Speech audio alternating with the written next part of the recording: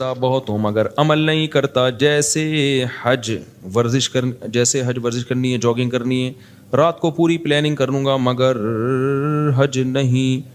مجھے کیا اسٹیپ لینا چاہیے؟ پہلا قدم اٹھاؤں اور عمل کروں.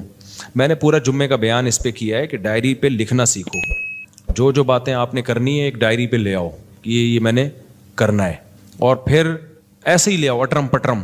یہ نہیں کہ ترتیب سے لکھنا شروع کرو ورنہ لکھا ہی نہیں. جو کرنا ہے نا اپنے فیوچر میں, جو آپ کی ضرورت ہے وہ آپ ڈائری میں ڈال دو. یار مجھے یہ بھی کرنا ہے, یہ بھی کرنا ہے, یہ بھی کرنا ہے, یہ بھی اٹرم پٹرم جو کڑپڑ آتا ہے نا لکھ دو اس پہ اوپر. پھر یہ ایک دن میں نہیں ہو جائے گی پلاننگ, ذہن میں رکھنا. ہو سکتا آدھا گھنٹہ ایک گھنٹہ آپ کو جو آپ کے دماغ میں وہ ڈائری میں لکھنے میں ہی لگ جائے, اور کوئی پلاننگ نہ ہو تو کوئی بات نہیں, کل اس سے آگے سے شروع کر لینا. سمجھ رہے ہو؟ پھر آپ نے کیا کرنا ہے, ان میں کون سے کام پہلے کرنے ہیں, کون سے. یہ تو پورا ٹائم مینجمنٹ کی ایک ورکشاپ ہوتی ہے, وہ ٹائم لینڈر والے کرواتے ہیں. وہ یمین الدین نام ہے نا سلیمان احمد صاحب کے آج کل, جو وہ بڑی زبردست ورکشاپ کرواتے ہیں, اس کو اٹینڈ کر لیں ایک دفعہ. یمین الدین انٹرنیٹ پہ سرچ کریں گے آ جائے گی. وہ بہت خاندانی ورکشاپ کرواتے ہیں. سلیمان احمد صاحب کروا رہے ہیں آج کل, نہیں کروا رہے مجھے نہیں پتا. ٹائم لینڈر لکھیں گے نا اس پہ LENDER, تو وہ یوٹیوب پہ ان کے وہ ورکشاپ کرواتے ہیں. اس کا خلاصہ یہی ہے کہ آپ ڈائریوں میں چیزیں اتاریں اور دماغ میں نہ رکھیں. پھر آپ کہیں کہ یار ورزش شروع کرنی ہے, کیوں نہیں ہو رہی؟ کب تک چھپو گے پیڑوں کی آڑ میں, کبھی تو ملو گے لنڈا بازار میں. اسی طرح اگر زندگی گزری تو ایک دن مر جاؤ گے. کولیسٹرول اتنا بڑھ جائے گا, ڈاکٹر کہیں گے اب آپ بھاگے نا تو آپ کے گھٹنے خراب ہو جائیں گے, اتنا وزن بڑھ جائے گا, تو اس سے پہلے بھاگ لو. تو پھر آپ کہیں کہ یار یہ رکاوٹ کیا بن رہی ہے, اس پہ اس کو لکھیں.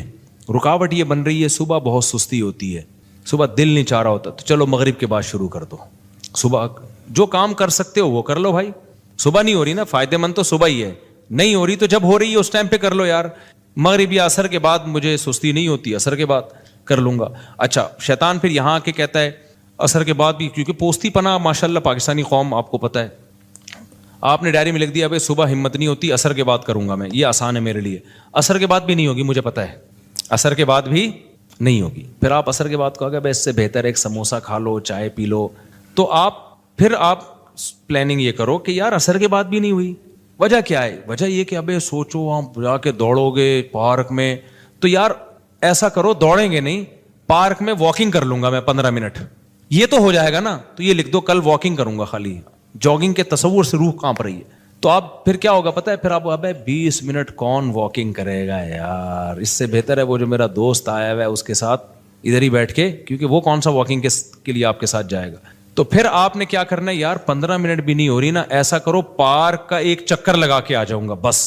تو جو ہو رہا ہے نا وہ کر لو. اس کا فائدہ یہ ہوگا کہ اگلے دن آپ کے اندر اس سے زیادہ کی صلاحیت پیدا, بولو. میں نے 20 دفعہ تجربہ کیا ہے, میرا جاگنگ کا بالکل دل نہیں چاہ رہا ہوتا تھا. بعض دفعہ بھائی یار سستی ہو رہی ہے, جوتے پہن کے میں نے ارادہ کیا میں جاؤں گا پارک میں نا, جاگر پہن کے گیٹ کو ہاتھ لگا کے آ جاؤں گا بس. آج چونکہ ایسا ہوتا ہے بعض دفعہ موڈ ہی نہیں ہو رہا ہے یار, سستی, اور کوئی وجہ نہیں ہوتی, وہ ویسی سستی. انسان کے ساتھ یہ حوال ہوتے ہیں, ہر ایک کے ساتھ ہوتے ہیں.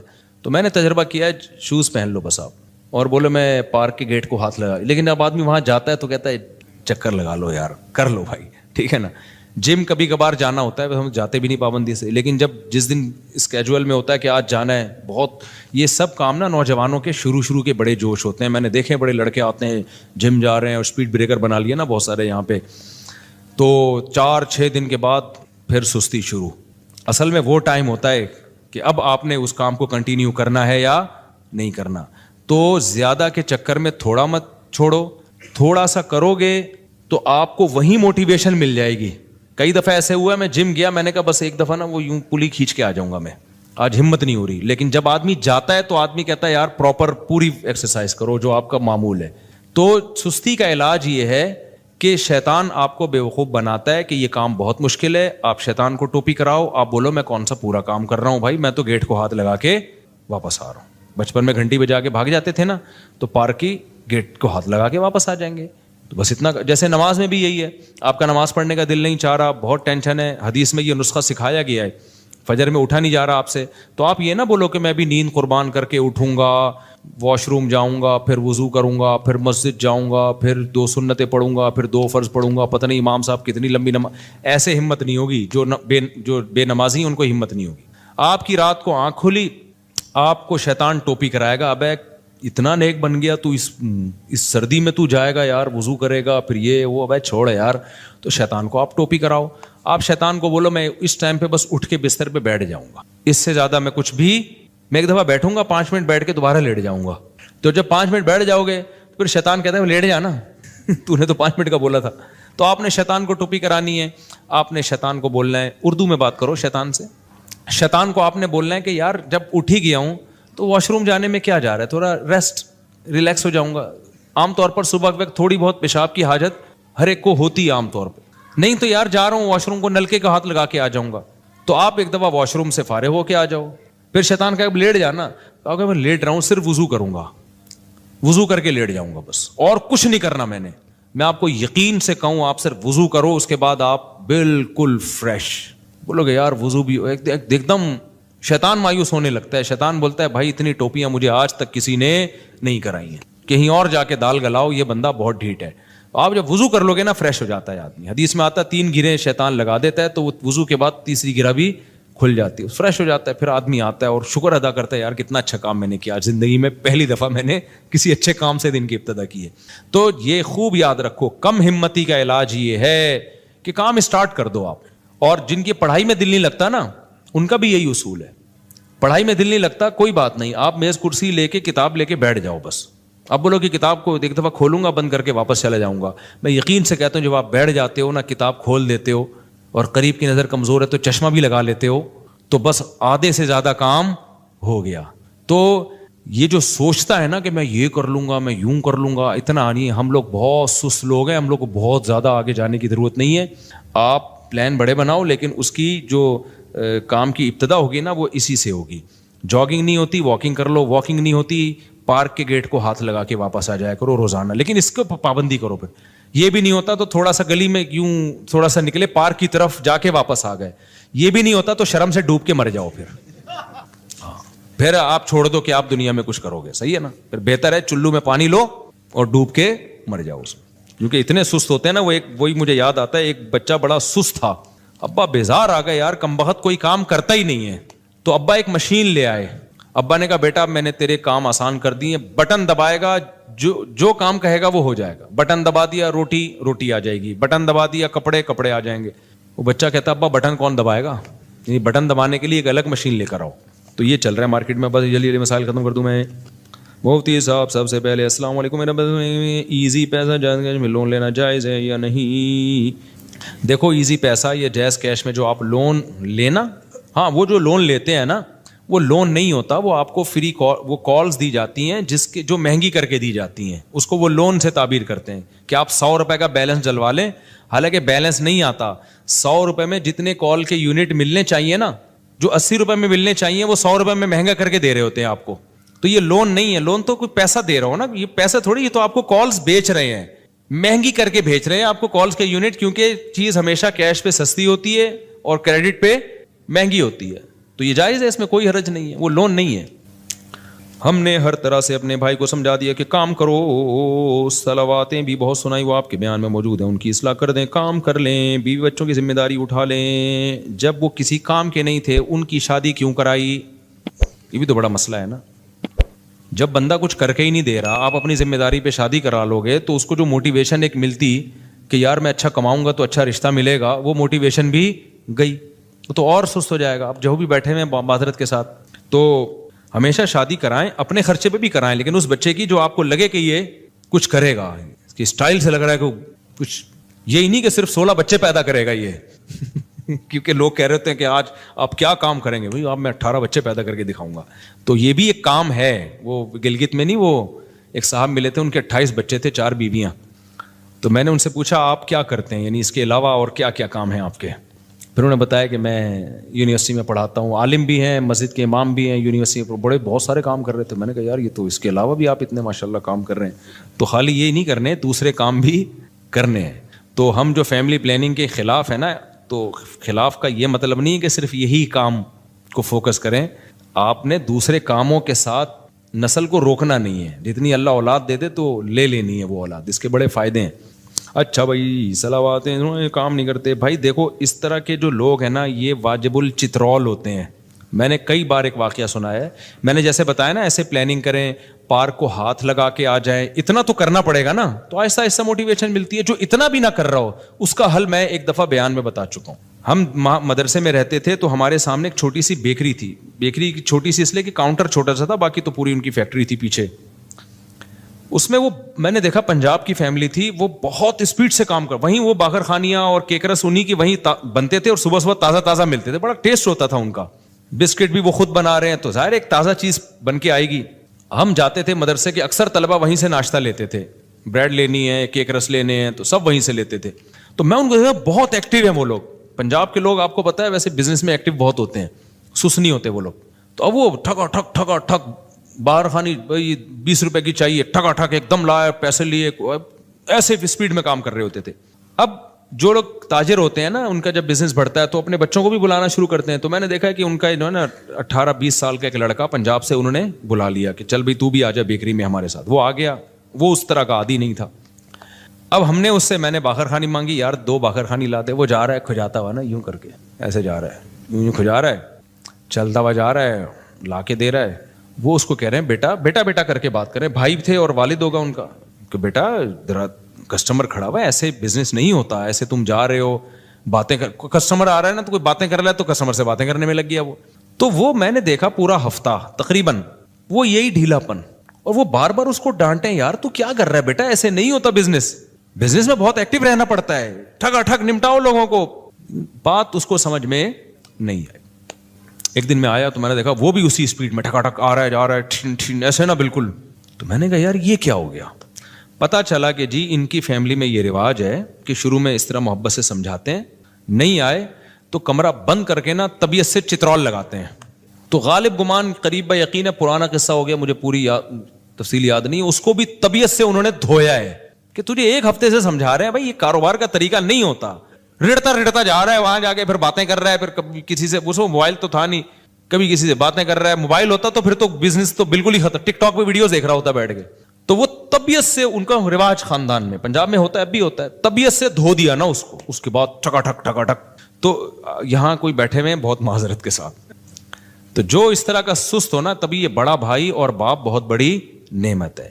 یہ جو موٹیویشنل اسپیکر سے جو چیز نہیں, اچھا جی یہ موٹیویشنل اسپیکر جو ہوتے ہیں نا, جو بتا رہے ہیں ایکچولی ہم نے اسٹرگل, ان کی بھی پیٹے ہوتے ہیں بچپن میں, ابا نے پیٹا ہوتا ہے ایک دفعہ طبیعت سے تو ٹھیک ہو گئے تھے, تو وہ پٹنے کا واقعہ نہیں بتا رہے ہوتے, یہ بتاتے ہیں ایکچولی ہمیں یہ اسٹرگل کی ہم نے, قوم سست ہے, اس میں کوئی اسٹرگل والا اس ماحول میں پیدا, میں خود بھی پٹا ہوں, صحیح ہے نا, جو میں آج باتیں کر رہا ہوں بیٹھ کے, میں بھی بڑا سست تھا, کام ہی نہیں ہوتے تھے, سستی, اسکول نہیں جا رہے, ابا لاتے تھے پائپ پکڑ کے کوڑ دیتے تھے, تو 1 ہفتے کا تک الحمدللہ انرجی پیدا ہو جاتی تھی, 1 ہفتے تک ہم بالکل فٹ فاٹ. پھر آہستہ آہستہ ڈھیلا پن آنا تھا, پھر ابا ایک دم چترول لگا دیا کرتے تھے, کبھی بھائی لگا دیتے تھے. مجھ سے تو ٹی کی ڈنڈی نہیں لکھی جاتی تھی اوپر. میں نے ایک واقعہ سنایا نا, میں انگلش میں ایک ورڈ لکھ رہا ہوں تو اتنی سستی سے لکھتا تھا. سستی اصل میں بائی نیچر سستی نہیں تھی, مجھے کھیل کود کا دل چاہتا تھا, پڑھائی میں سستی تھی, میرا دل چاہتا تھا ادھر بھاگنے دوڑنے میں ہم لگے, تو میں نے ٹی لکھا ہے سستی میں, اوپر کا نا وہ ڈنڈی نہیں ڈالی, یہ والی خالی یہ والی ڈنڈی ڈالی. تو ایسے میں لکھ رہا ہوں اور اوپر سے ڈنڈیاں چھوڑ رہا ہوں. تو مجھے یاد ہے ایک زوردار چماٹا آیا نا, غیبی چماٹا آیا, ایک دم میں ہل گیا. تو میرے بڑے بھائی نے لگایا تھا تھپڑ, انہوں نے بولا یار تم اتنا کیا لکھو, تمیز سے تو لکھو, ٹی کی ڈنڈی تو ڈالو. اس کے بعد سے آج تک اس واقعے کو, میرا خیال ہے یہ 80s کا واقعہ, میں بہت چھوٹا تھا اس وقت, 87 یا 88 کی بات ہوگی, 88 بہت ونس اپون اے ٹائم, اتنا پرانا تو میں لگ بھی نہیں رہوں گا آپ کو. تو 88 کی بات ہوگی. اس کے بعد سے آج تک سب کچھ بھول سکتا ہوں. جب میں ٹی میرے بھائی بھی یہ واقعہ بھول گئے ہوں گے, جب بھی میں ٹی لکھتا ہوں نا, اوپر کی ڈنڈی آج تک میں نے کبھی نہیں چھوڑی. ہو سکتا ہے کوئی لفظ لکھ رہا ہوں, اسپیلنگ غلط لکھ دوں, میں 2-3 الفابیٹ ہی چھوڑ دوں, لیکن جہاں ٹی آئے گا تو پورا آئے گا, اس کے اوپر کی ڈنڈی کبھی بھی. تو کچھ چیزیں ہوتی ہیں جو گھر میں بہت سست ہو نا, ہل کے نہیں دے رہا ہو. آپ نے موٹیویشنل اسپیکر بھی سنا دی, اس کو سب کی تقریریں سنا دی, ہماری تقریر پھر بھی تو بہترین ہے, ایک دفعہ اس کو طبیعت سے دھو ڈالو, انشاءاللہ سیٹ ہو جائے گا. لیکن آج کل بچے بدتمیز اتنے ہو گئے ہیں, بڑا بھائی ڈانٹ دے تو وہ آگے سے جواب دے دیتے ہیں, باپ ڈانٹ دے تو آگے سے جواب دے دیتے ہیں. تو اس بدتمیزی والے ماحول میں تو پھر تربیت نہیں ہو سکتی بھائی. تو اس لیے کہتے ہیں پہلے بچوں کو تمیز سکھاؤ, بعد میں باقی چیزیں سکھاؤ.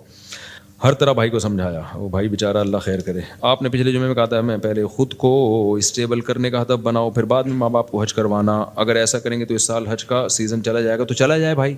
ایک صاحب نے مجھ سے پوچھا کہ میرے پاس پیسے نہیں ہیں تو میں ہدف ایک ویژن بنا رہا ہوں کہ ماں باپ کو حج کراؤں. ان کو میں نے کہا تھا آپ غلط چیز کو ویژن بنا رہے ہو. آپ ویژن بناؤ کہ میں پہلے اسٹیبل ہو جاؤں, میں پیسہ کما لوں. تو اس کے طریقے, جب پیسہ آئے گا تو پھر آپ نے دیکھنا ہے کہ اب آنے کے بعد کیا کیا کرنا ہے. اب کیونکہ اگر آپ نے حج کو ویژن بنایا اور آپ کے پاس پیسہ آیا اور آپ نے حج میں خرچ کر دیا تو ہو سکتا ہے اس سے زیادہ ضروری چیزیں رہ جائیں. کل آپ لوگوں کے سامنے بھیک مانگ رہے ہو, حج تو حاجی تو ہو گئے آپ, تو پہلے تو ایک اسٹیبل تو ہو جاؤ نا. غریب آدمی پہ حج تھوڑی فرض ہے. اب غریب آدمی پلاننگ کر رہا ہو حج کی, تو پلاننگ میں پہلے یہ دیکھنا ہے کہ الاہم فالاہم, حج ہے ہر ایک پہ فرض. اگر ہر ایک پہ فرض ہوتا نا پھر آپ بناتے, یا جن پہ فرض ہو گیا وہ تو ضرور پلاننگ کریں حج کی, لیکن جن پہ حج فرض ہی نہیں ہے. ہمارے ایک جاننے والے ہیں, غریب آدمی, مجھے پتا ہے بیچارے کی تھوڑی سی تنخواہ ہے اور ابھی اس کی عمر ہے آگے ترقی کرنے کی. اس نے اتنے سال پیسے جمع کر کے نا عمرے کے پیسے جمع کیے, بہت اچھا جذبہ تھا اس کا. میں نے کہا دیکھو آپ ابھی ایک غریب آدمی ہو اور آپ کی ابھی شادی ہوگی, آپ کے آگے اولاد ہوگی, اتنی مشکل سے آپ نے یہ پیسہ جمع کیا. عمرہ کرنا یقیناً بہت بڑی عبادت ہے, لیکن جتنی گنجائش ہے اس حساب سے آپ پلاننگ کرو نا. آپ تہجد میں کچھ فوکس کر لو, آپ کچھ صدقہ خیرات کر لو. عمرہ تو مالدار لوگوں کا کام ہے. تو آپ کی, مجھے پتا تھا اس بیچارے کی محدود آمدن ہے. میں نے کہا آپ کو اللہ نیت ہو گئی نا ثواب دے دے گا, یہ پیسے کسی کاروبار میں لگا دو. فی الحال آپ جب پیسہ آئیں گے تو حج بھی ہوتے رہیں گے, عمرے بھی ہوتے رہیں گے انشاءاللہ. اور جو ہے وہ سیروزہ لگا لو تبلیغ میں تاکہ دین پہ قائم رہنے کی توفیق ملے. تو عمرہ کرنے سے میں نہیں روک رہا آپ کو, لیکن میں روک رہا ہوں ایسی چیز سے. دیکھو اس کی مثال ایسے جیسے نبی کی خدمت میں ایک صحابی آئے سارا مال لے کے کہ سارا صدقہ ہے. آپ نے منع کیا کہ سارا صدقہ مت کرو.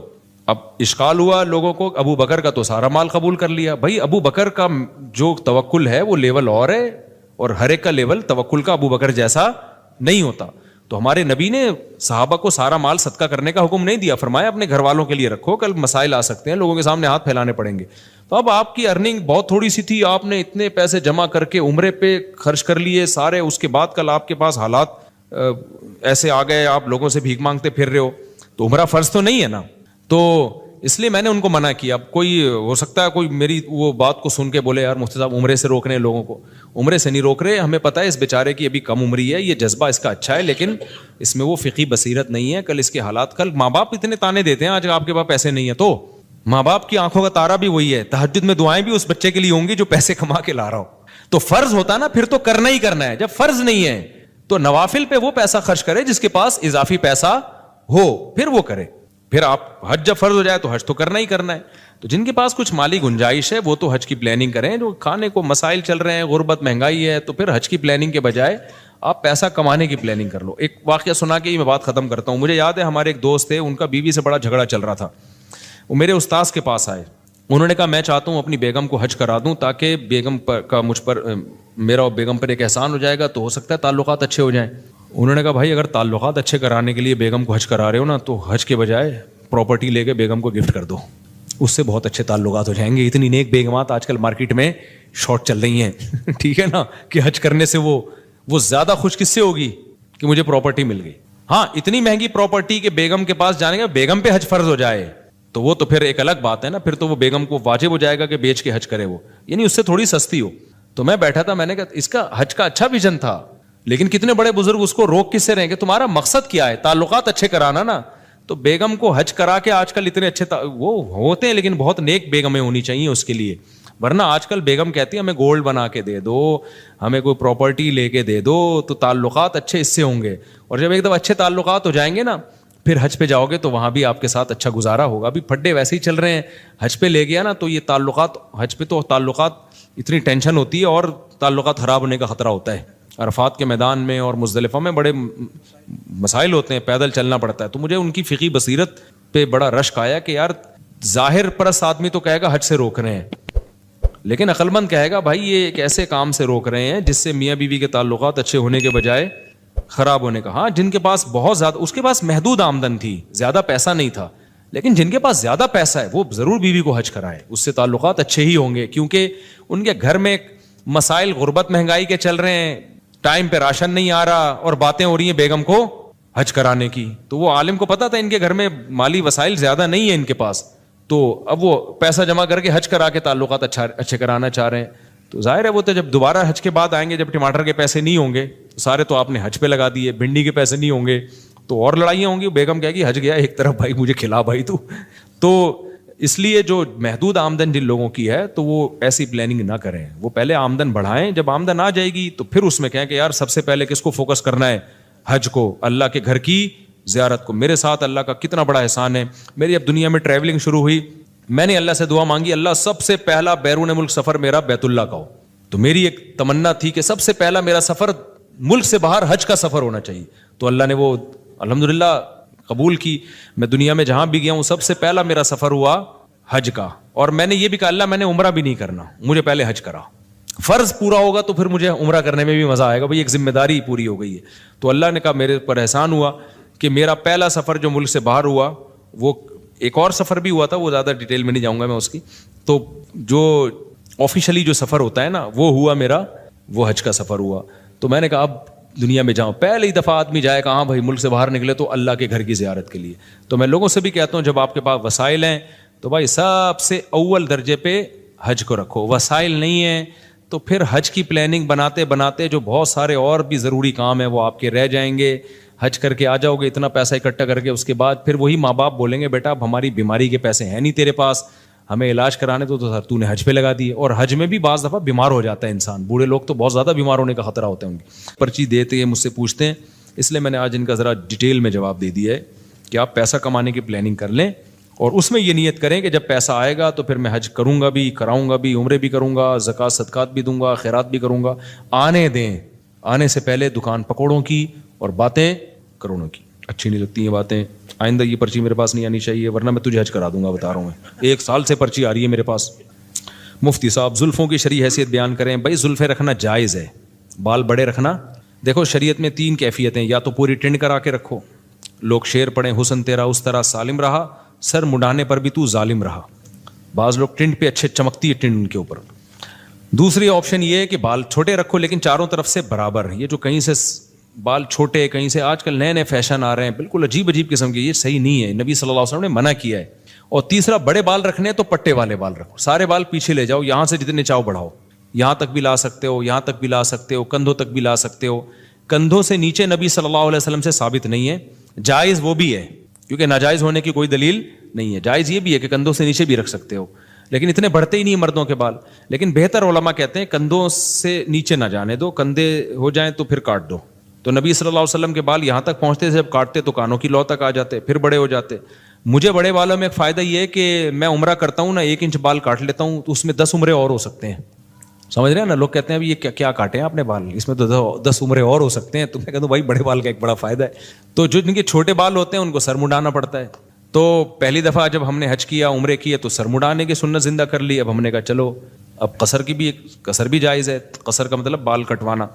تو آپ بڑے بال رکھ سکتے ہیں, شریعت میں جائز ہے, جتنے چاہیں بڑے رکھیں, لیکن بہتر یہ ہے کہ کندھوں سے زیادہ نیچے نہ جانے دیں. جانے دیں تو بھی ٹھیک ہے. اچھا آج کل لڑکوں نے بالوں میں چٹیا بنائی ہوئی ہوتی ہے پیچھے, اس پہ بھی لوگ اعتراض کر رہے ہوتے ہیں چٹیا بنا کے گھوم رہا ہے, تو یہ بھی جائز ہے. فقہاء نے صدیوں پہلے مسئلہ لکھا ہے کہ عورت اگر چٹیا بنا کے غسل کرے گی تو غسل ہو جائے گا, چٹیا کھولنے کی ضرورت نہیں ہے. کسی مرد کے بڑے بال ہوں اور اس نے بالوں کو جوڑا بنایا ہوا ہو تو وہ اگر فرض غسل کرے گا تو اس کو وہ جوڑے کو کھولنا پڑے گا. تو بنانا جائز تھا تبھی تو علماء نے لکھا نا. تو اگر آپ کے بڑے بال ہو گئے ہیں, میرے تو اب رہے نہیں بال, 4 شادیوں کی وجہ سے نا تھوڑے سے رہ گئے ہیں. اس عمر میں یہ بھی غنیمت ہے. میرے تو جب آپ اگر 10 سال پہلے بال دیکھ لیتے, بہت ہی گھنے بال اور یہاں تک پہنچے ہوئے تھے. تو 4 کی وجہ سے نہیں, عمر کا بھی ایک دخل ہوتا ہے اس میں. تو جتنے بڑے بال رکھ لو آپ, لیکن بہتر کیا ہے کانوں کی لو تک لاؤ, جب یہاں تک آ جائیں تو پھر کاٹ کے چھوٹے کر دو, اس طرح سے. تو ہر جائز کام کرنے کا نہیں ہوتا. آپ کو جو سوٹ, اصل میں اللہ تعالیٰ چاہتے ہیں زینت کو پسند کرتے ہیں. حدیث میں آتا ہے ان اللہ جمیل یحب الجمال, اللہ جمیل ہے, جمال کو پسند کرتا ہے. تو جو آپ پہ سوٹ کر رہا ہے وہ کام کرو.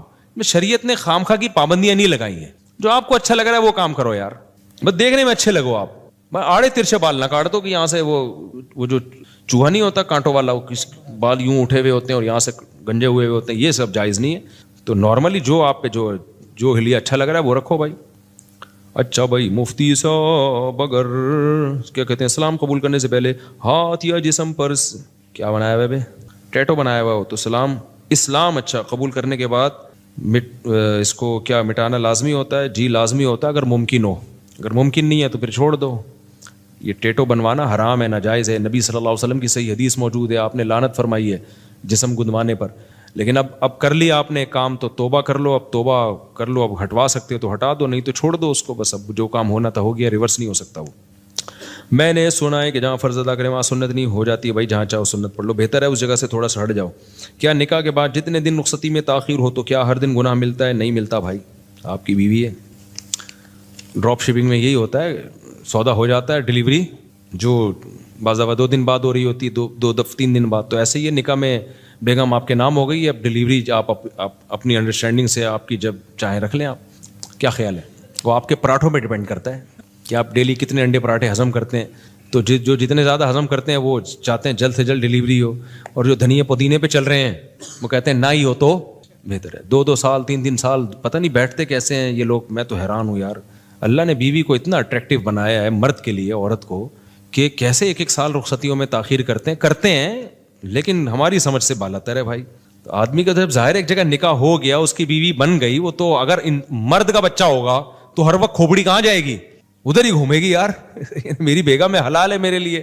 تو اب یہ لوگوں کے دلوں کے حالات تو اللہ ہی جانتا ہے.